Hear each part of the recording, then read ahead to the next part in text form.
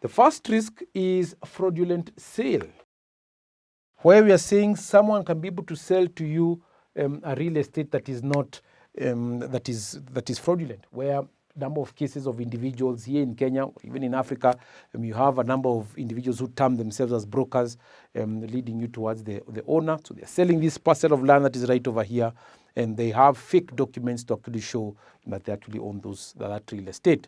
As well, there are also individuals within financial services who actually see that they actually have the shares of a given stock, but thanks to the automated trading system, where we're talking about if it is publicly form of real estate investing, and you're talking about equity through maybe say REITs, right over here, REITs or even mortgage-backed securities, we're saying that the automated trading system actually takes care of such risks. However, there's still some instances where individuals are actually able to sell to you both public and private forms of real estate fraudulently. So that is one of the risks there. Number two, second risk is adverse possession.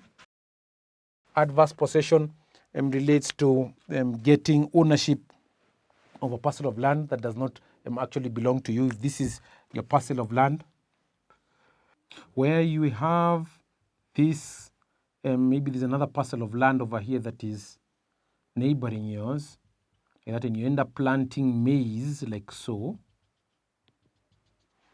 like that. And we're saying that this individual, say this individual X is on who owns this parcel of land, but because of, through adverse possession, because of planting, and they end up paying property taxes on this other parcel of land, then they are deemed to actually own both parcels. Or this individual is deemed to have owned this parcel of land and this parcel of land, like that. That's what you're saying is adverse possession. Now, we can look at the third one, point over here, number 3. We're saying the third characteristic is market decline. Market decline is another form of risk, both public and private.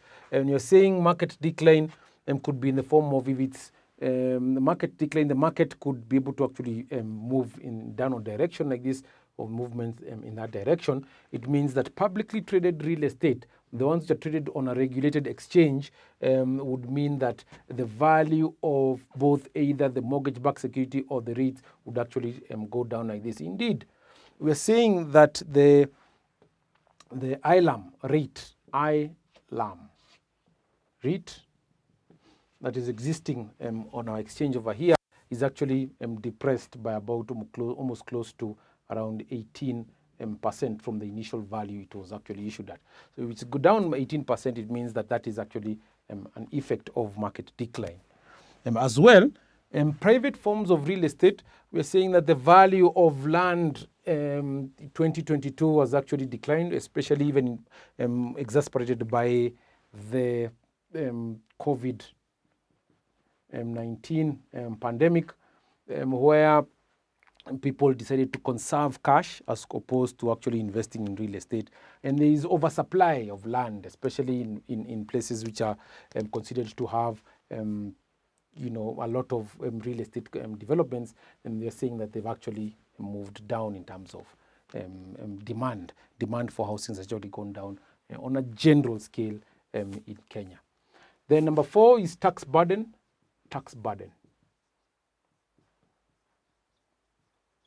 So we're saying that some property taxes could be burdensome, and what you'd require to do to try and offset this tax burden is to practice tax management